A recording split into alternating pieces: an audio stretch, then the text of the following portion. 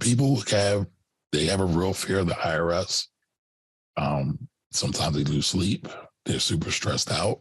And that's because April's filing deadline puts taxpayers' nerves on edge, some more than others.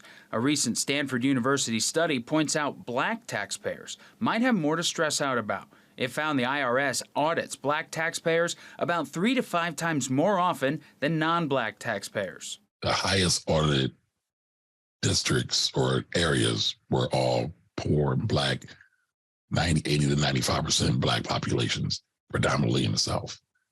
The least audited districts or areas were those mainly in the North, mainly white, mainly high income. Financial advisor Camari Ellis says part of the problem deals with tax refunds. The study found a big disparity with the earned income tax credit, a rule that typically helps low to moderate income families.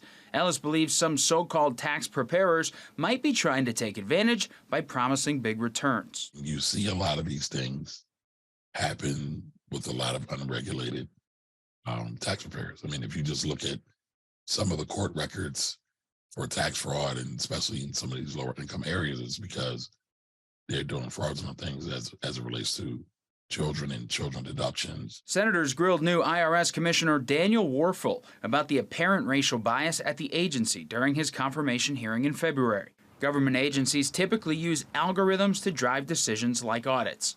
User experience researcher Kamea Jones says that even though data may be blind to race, the circumstances surrounding the numbers the IRS is using are not. It's got roots. It's got lots of parts and pieces.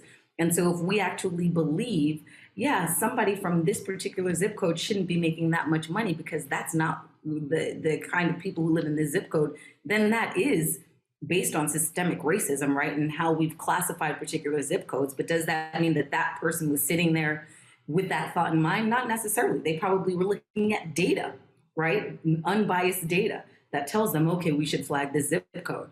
Following his confirmation last month, the new IRS commissioner pledged to senators that he'd get back to them in 60 days about the discrimination and how the IRS will correct it. Matt Galka, CBN News.